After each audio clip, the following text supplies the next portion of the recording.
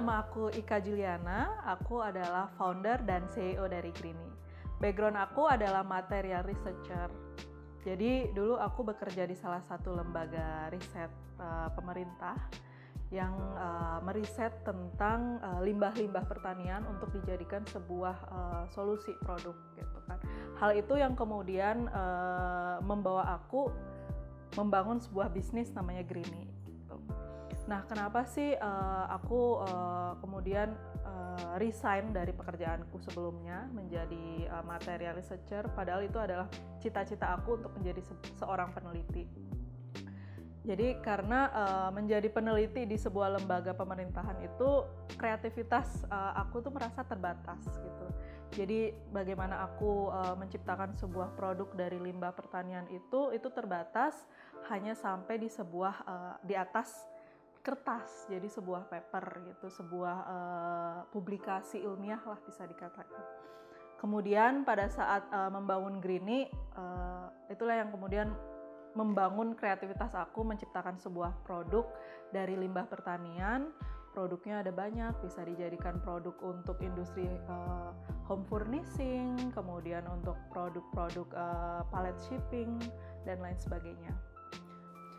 Jadi Greenie itu berdiri pada tahun 2020, tepatnya bulan Juli. Nah, pada saat itu aku masih kerja sebagai peneliti gitu.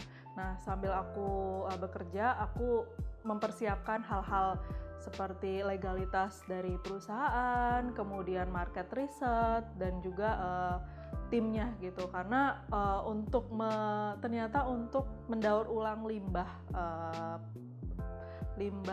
pertanian ini untuk menjadi sebuah produk itu memerlukan seperti permesinan, kemudian resources-nya dari mana, dan juga SDM-nya. Nah, sekarang Greenie udah berjalan 3 tahun. Kita udah memasarkan beberapa produk dari limbah pelepah pinang. Salah satu limbah pertanian itu jadi material papan, kemudian jadi produk-produk dekorasi, furniture, dan juga home furnishing lainnya. Nah, challenge-nya adalah ternyata menjadi founder sebuah startup itu tidak mudah gitu. Karena background aku sebagai material researcher, aku nggak punya ilmu bisnis gitu. Nah, kemudian aku coba cari tahu gimana sih caranya membangun sebuah startup gitu dari hasil penelitian kemudian bisa masuk ke market gitu. Aku kira menjadi seorang founder pada saat itu selain bisa membuat kreativitas aku semakin meningkat, ternyata itu adalah sebuah challenge karena aku harus tidak hanya memimpin diri aku sendiri, tetapi juga memimpin tim aku untuk membawa Greenie itu menjadi sebuah bisnis yang sustain.